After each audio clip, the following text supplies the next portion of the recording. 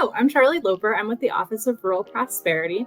I am the Community Support Specialist. However, in a prior role, I was Bessemer's City Manager for 6 years. So the city of Bessemer is about 6 miles from the state of Wisconsin and 15 miles from Lake Superior. So we are in the far western Upper Peninsula. Our population is about 1,800 as of 2020. For some context, that means that we have one stoplight. We used to have a blinky light, but now we're just down to one stoplight. So, Charly, I'm so excited to be here for this conversation with you. What we are talking about today is coalition building. So tell us about a time when you built a coalition around something. Yeah. So back in 2018-ish, MDOT approached us because they were completely redoing US Highway 2 through our town. And what they came to us with was that our 4-lane road was non-conforming. So in other words, our lanes were 11 foot wide when the code required them to be 12 foot wide. So we had some options. We could do a 4-lane road that got a little wider, or we could go down to a 3-lane road. The 4-lane road, our right of way was so narrow that in order to do that, we would lose one sidewalk and the road would kind of get shifted over a little bit. And then for the 3-lane road, we would be able to maintain both of our sidewalks, and we'd actually be able to add a little buffer in between some grass between the sidewalk and the road, whereas we don't have that currently. So just for some context, 4-lane roads are 2 lanes in each direction, and a 3-lane road is 1 lane in each direction with a center turn lane. To me, the 3-lane road is just a complete no-brainer. I'm a total planning junkie. I took some urban livability classes in college. I'm always reading magazines. It's like, it is so much safer to have a 3-lane road because you have cars that instead of like with a 4-lane road, you have those 2 middle lanes, which are both like the left-hand turn lanes and the passing lanes. So you have cars that are like speeding up to go around cars and cars that are slowing down to turn left. And you have possible side swipes. In 3-lane roads, you don't have those issues. And also, I'm a walker, so I walk around the town all the time. And I would, walk on our 4-lane road, and it's a very narrow right of way. So you're literally road, curb, sidewalk. And we have lots of logging trucks that go by. And so there's times that I swear I was almost going to get hit by a logging truck mirror, or I get splashed while walking. And this wasn't a very pleasant sidewalk. So I'm like, okay, between the lack of usable sidewalks with the 4-lane and the safety issues, obviously we should go to the 3-lane. So my goal with this was to sway 3 out of the 5 council members. The city council was the one that got to make the ultimate decision of whether it would be 3 lanes or 4 lanes. And I knew I just needed to be able to count to 3 out of the 5. So to get this going, I reached out to the newspaper. And I gave them some information about the benefits of the 3-lane versus the 4-lane. They did a great write-up of it. I talked to the council. I'm like, this is going to be a no-brainer, no big deal at all. And 4 of my council members were opposed to it, and only 1 was in favor of it. So I talked to another city manager. I'm like, what do I do? Like, this is so obvious to me. Why are they not in favor of it? And he was like, sometimes you just need to bring in a third party to say the same thing that you're doing. So I was like, okay. And so I talked to MDOT to see if they could send anybody. And they're like, oh, we have this great contract with somebody at Michigan Tech. So they sent an expert from Michigan Tech to educate the council. And he talked about all the benefits of the safety aspect of it. And the council just kind of sat there and were like, yeah, you can talk these numbers all the time, but I drive this road all the time. It's perfectly safe. You can skew numbers to whatever way you want. And they were not interested in it. So meanwhile, we did a survey of the community, and I was like, okay, what I'm going to do is in this survey, I'm going to explain a lot of these safety factors to them. And I had another person who was opposed to it read it just to make sure it sounded pretty neutral. I didn't want it to be really overly pushy, but I figured the facts speak for themselves. Obviously, the public is going to be in favor of the 3 lanes. I got the survey results back, and 75% of the public was opposed to going down to 3 lanes. Oh gosh. Okay. So I double or tripled down on this, and I was like, okay, we're going to have an in-person meeting. I'm going to present all of the safety facts, and then we're going to get public feedback from people. So I do this long presentation on all the safety and get to the public feedback. and I didn't sway a single person's mind. I'm fairly confident of this. But it was really interesting hearing the public feedback because there was such a perception of loss going from 4 lanes to 3 lanes because you're losing a lane. And, we had just lost a prison in the area, which was a huge employer. People have been watching our population decrease since the 1920s. And this was just one more thing that the state was taking away from us. They were taking a lane from us. And so that was something that was interesting for me to try to wrap my head around. Like, how do you break that perception of loss? And the other thing that was interesting out of it was that there was a lady who came who was very in favor of the 3 lane because she said that how the road would be shifted, she would end up not being able to use her driveway anymore. Like, she could still get into her garage, but she wouldn't be able to park a vehicle right outside on her driveway because she would lose so much of her front yard. And so take this feedback. I'm like, okay, what do I do? And I was stuck. So I just start talking to people. Like, how do I convince people that we need to go to the 3 lane? And one council member, he was like, you know what?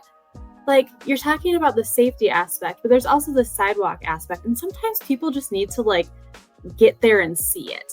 And it was something that I just take for granted because I walk the highway frequently. But a lot of the counselors hadn't done that, and they weren't thinking how many people actually do walk on the highway. And so this was the game changer, was taking the council down to the highway and walking on it. I had vacations scheduled during this time, and I'm like, oh, I can skip my vacation. I can go walk down with the council. And the council member who was helping me with this, he was like, no, like, why don't we just have the council just go by themselves? And I think that was actually a really good call because I would probably be kind of pushy when I was down there with them because it was something I was so passionate about, instead of just letting them experience it and walk the highway themselves. And so the council, they walked down the sidewalks. They almost got hit by mirrors from passing logging trucks. They got to talk to the lady in front of her house who would lose the ability to park her car in her driveway. And they saw how many people use the sidewalks on a regular basis. And it flipped the switch for them. And so they're like, oh, we have to go down to 3 lanes. There's no way we can stay at 4 lanes and actually increase the size of our 4-lane road. So we still had some kinks we needed to work out. And we have a couple of businesses in our community that have logging trucks that frequent them. And so we had to sit down with them and talk to them about rearranging things to make it work as best as it could for them.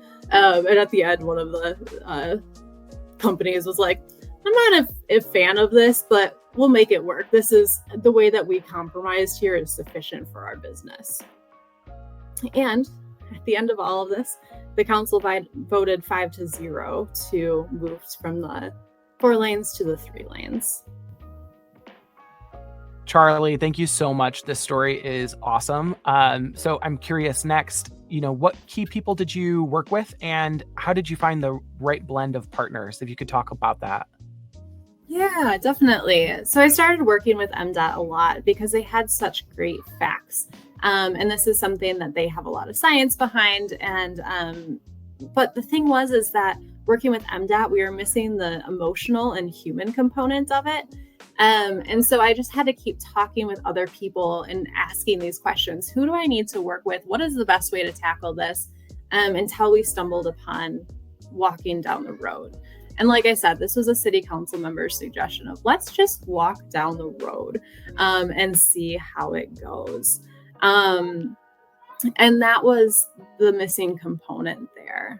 I'm super curious about, and you spoke on it earlier, but it's how the project was originally framed as a loss. And you had a community that was always losing something and had that mentality and that belief that they were losing something. So I'm wondering if you could just talk about that a little bit more and how that changed for you. Yeah. And this was something that was really hard for me to wrap my brain around. And I think I'm still kind of struggling with that a little bit. But I think a lot of it was just acknowledging that, yes, this feels like a loss. I tried to explain that a lot of a lot of communities are going through this, whether they're growing in population or declining in population, that they are in fact also going through a 4-lane to 3-lane road conversion. And I'm not sure how effective that was, but I think the thing that helped the most was just acknowledging that, yes, this feels like a loss and I hear what you're saying.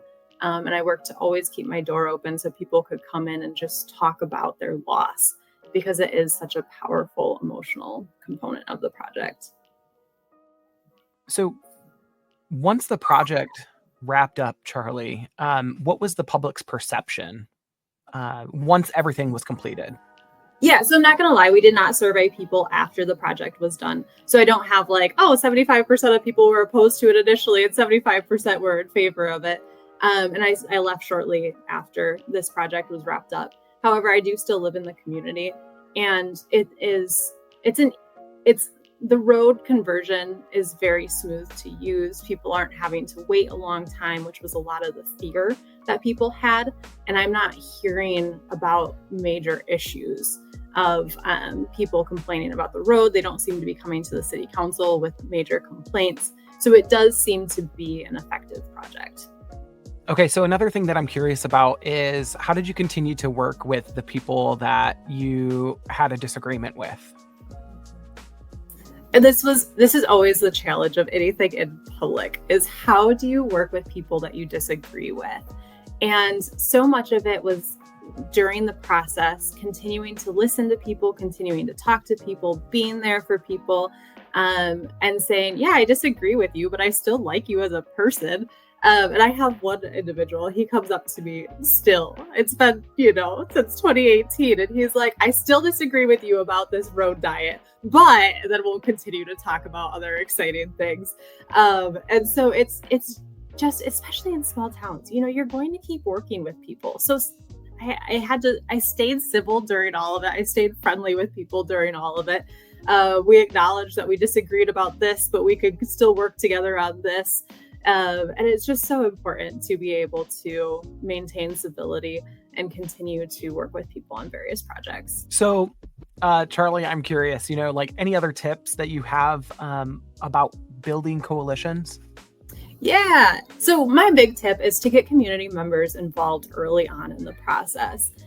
We did a branding campaign several years ago, and I was really new to the city. And so I just asked my staff, like, who do you think would be really helpful at putting together a brand together? And they put together a list of people and just reached out to people all over the community of all different walks of life. And was like, hey, we're doing this thing. Would you be interested in helping? And I was baffled at how many people were like, oh, yes, this sounds awesome. I would love to participate in this. And by working together over several months, we built this very authentic campaign that the community absolutely loves. And that's because we brought in community members from the very start and really listened to them and helped develop. They were the ones that developed our brand for the community. So it's really just a matter of bringing people in early to get their thoughts before you have an idea of what you exactly want.